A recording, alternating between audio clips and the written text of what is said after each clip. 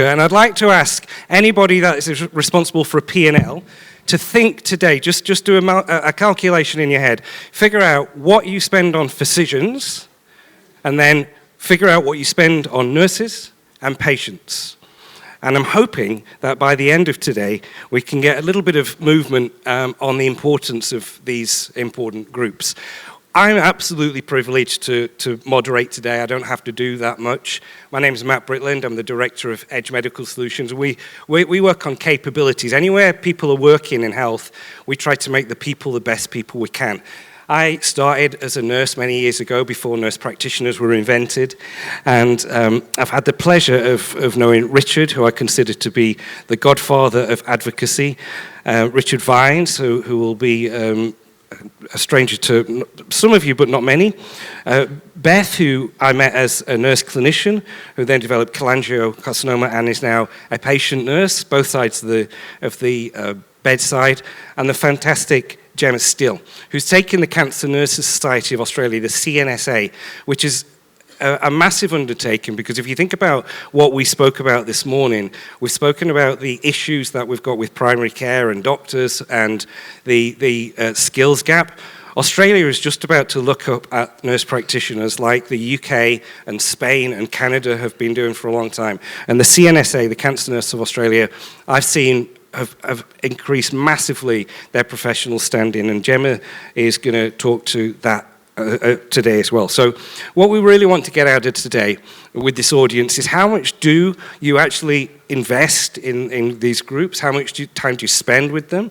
I've been a sales rep, I've been an MSL, I've been a medical director, and I can tell you when I look at the target lists of all the companies I've worked for, the clinical nurses are a bit light on. The patients are a bit light on.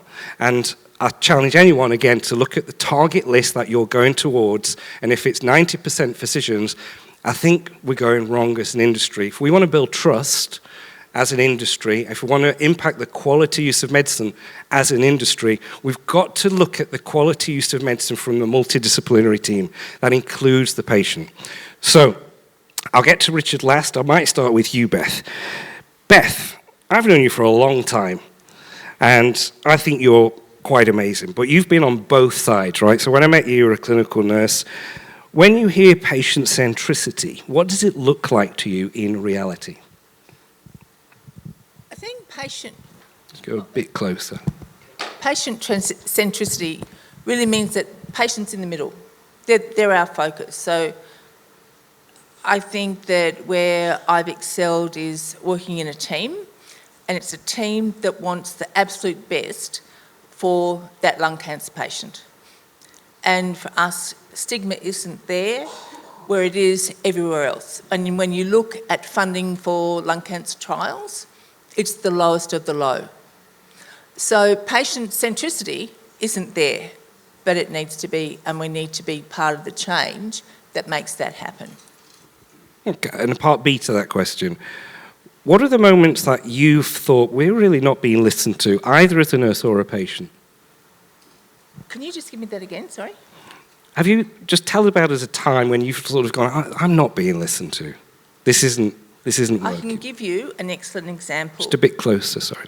When 15 years ago, and working in lung cancer, and we held our first Australian lung cancer conference, maybe it's 17 years ago, doesn't matter. And then from there were 7 nurses that met, and we formed a group. But internationally, there was no group.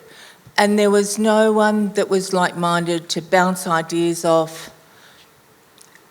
How could we best manage our patients? It was fantastic. So we made a national group and an international group. And when we were looking, and our aim, I was the chair of the international group, and our aim was to educate nurses around the globe and patients. So, and we were looking at pharma to help us with funding. And what pharma wanted to know from us was what were the doctors' names that we worked with. Yeah, I mean, that got a bit of a grumble of a laughter because I think people resonate with it. And often, again, when I was in industry, we often used to go through the nurses to get to the doctors. It just happened. And I think really, we've seen a massive move, and I've seen it as a consultant, I've seen it as an we've seen a massive move by industry to really engage, particularly nurses, particularly clinical nurses, a lot more, and put them on the same pedestal and put them on the same level as the physicians, right? So we've seen a move, but we want to get to the bottom of how we can do things better. Jemma, CNSA, the Cancer Nurses Australia, an absolutely epic organisation. You're trying to build the nursing profession up as it is moving from, we talk about medical affairs moving from a support function to a strategic partner. We've seen the same with nursing, moving from handmaidens of doctors to autonomous professionals. They prescribe, they treat, and they're the ones that educate the patients, right? So it's not the doctors that are educating the patients, it's often the nurses. So when we're doing our education, do we think about that? So in terms of a CNSA, or in terms of what you've seen, where do you see tokenism? Where do you see it work? Can you talk to me a little bit about your experiences with industry? Because I know you've had some good ones, right? Yeah, absolutely. I mean, I think to start with some numbers, there's 8,232 cancer nurses, 872 medical oncologists. And when I looked at 3 companies and their investment into HCPs and looking at the disclosures in Medicine Australia, $1.7 million was put into HCPs by these 3 companies. Does anyone want to make a guess what % of that went to nurses? Big shouts. Anyone? 2%. And these are the people that are spending the most amount of time with patients. If you're engaging with nurses and you're engaging with the people that are helping them with their symptom management, helping them with their patient education, keeping them on the treatments that you're developing. And so we need to start thinking about bringing them in earlier. I loved that presentation this morning. We need to be in the kickoff phase. We don't need to be in mid to late season. We need to be involved from the very beginning in the design of clinical trials, patient education, adherence programs, because if you involve them early, then that becomes part of their reality and then it works in real life. These guys are the ones that are sitting there with the patients, managing their symptoms, and if you engage with them and make them feel valued from the very beginning, then they will help you and they will help with your products. Like, they can't prescribe, no, but they can keep the patients on it, and that's going to make it more effective. And I might ask you a part B as well, because they will be prescribing soon, and we've seen, particularly for women's health, nurse practitioners, we've got nurse practitioner-led clinics that are managing the prescribing, not only the delegation of physicians anymore, thank God, because this is like what we were doing in England over a decade ago. So, but just a part B to that question, can you talk to me about what you think the next, where's nursing going in terms of advanced practice, nurse practitioners in Australia? Think about where we might be in 2030. What does that look like? Yeah, well, I mean, prescribing is coming in for RNs within pain management, so not oncology drugs, but that has come in, well, the PBAC's recommended it for the nurse practitioners. But even at that level, I think there's 87 nurse practitioners at the moment, and we have had some pharma companies come to us and say, can we sponsor the MP workshop, but we're not going to sponsor your congress? And that's disparaging for our members to think that they're going to turn up for the guys that can prescribe but not going to stay there and engage with the profession that are keeping those patients on the treatment, like I was saying. Okay. So Richard, again, I've known you for a long time. I've got a picture of Dave Grohl and Richard Vines in my photos because I really do think he is he's the person I think has changed advocacy in Australia, particularly for cancer. Every cancer is rare. He figured that out a long time ago. Every cancer is as rare as the fingerprint of the patient. And what I see you've done is just call bullshit out. Crystal mentioned it earlier, and you've called it out. So, Richard, you've seen both the good and the bad. You've seen a lot over the years. What does meaningful advocacy and engagement, and what is good, but what could we do better from your perspective? Yeah, and for those of you who are wondering why I'm in that photo, someone had to teach Dave Grohl to play the drums. Look, I think we talked about frustrations before, and what we need to get to a genuine relationships and a genuine understanding of what patients and patient advocates can contribute to better outcomes for patients, because we actually have a common interest in that both patient organisations and patient advocates want the best outcomes for patients, and the way to get that is to get your treatments into their arms or bodies or wherever as fast as possible, which happens to align with yours. We don't have a conflict unless we create one. We have a common interest.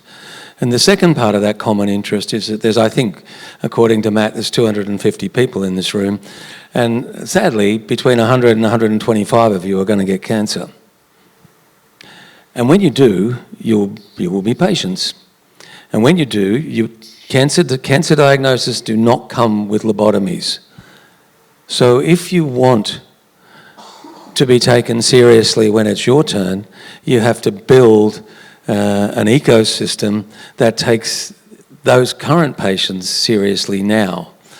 And if you do that, it will change the way, if you're in market access and you're talking and you have access to the stories of patients who will benefit or not benefit from the success of your treatment, it will change the way you see it. The same with medical affairs, the same with corporate affairs, and the same with commercial. That lived experience will transport you from looking at a patient life as a cell in a spreadsheet and allow you to look at it as a real person.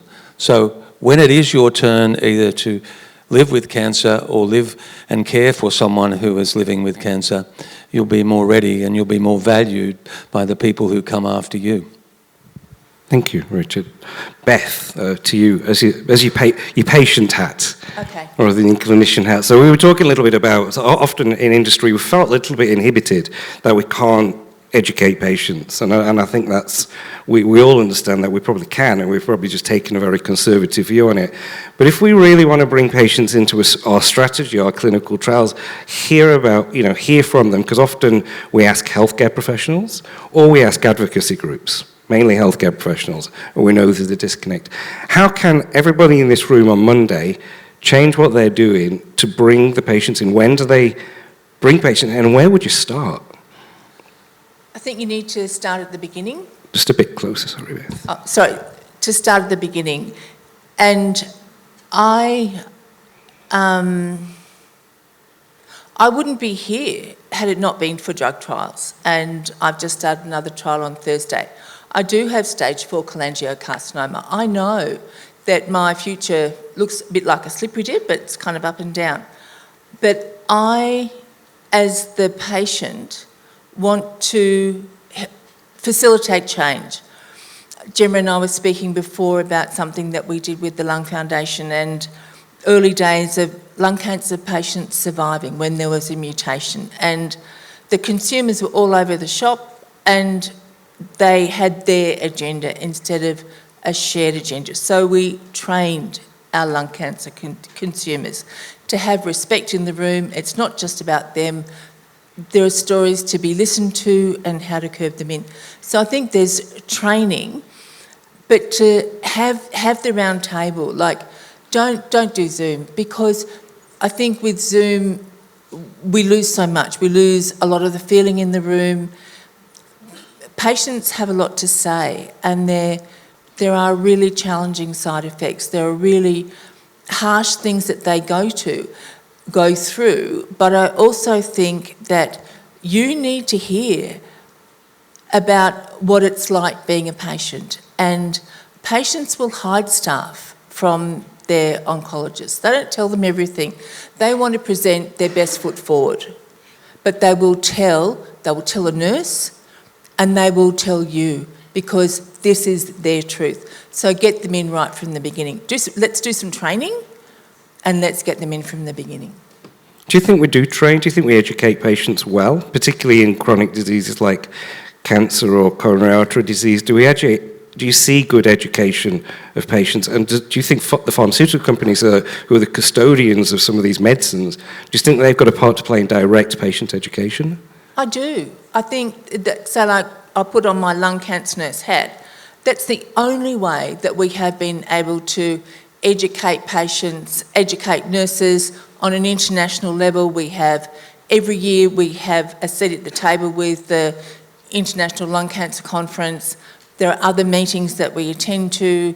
My colleague Mary from Peter Mac, she's off to Korea next week, and it's about patient education. And if the senior nurses didn't attend, if we didn't go to advisory board meetings with you, we didn't have the cash to go. So that our slush fund came from you, so that helped us get to where we were going, and our goal was always to educate nurses to educate patients. Thank you, Jemma. What practical changes would you like to see from the pharmaceutical industry to show that they're very serious about partnering with not just the CNSA, but across nurses just more generally in Australia? I think it's probably active listening. And it's interesting hearing from Beth now as a consumer and speaking as a consumer advocate, because we always say that nurses are fantastic advocates for their patients, but they're terrible advocates for themselves. And I see the irony in me sitting here not being a nurse advocating on their behalf as the CEO of CNSA. And that's where we need to step in and make sure that voice is louder and that it's heard. We've changed our model of engagement now. We used to have a very transactional relationship. Can you come and sponsor our Congress? Thanks, we'll see you next year. And we've changed the narrative now. We have strategic 12-month partnerships where we want to sit down with you, understand your pipeline, understand your issues, and work out a way to solve them, and work out a way for our nurses and our members to be more engaged in that process. Like, if they have the information that they need, then they will make the difference. So let's make sure that you're listening to us, and then we will listen to you.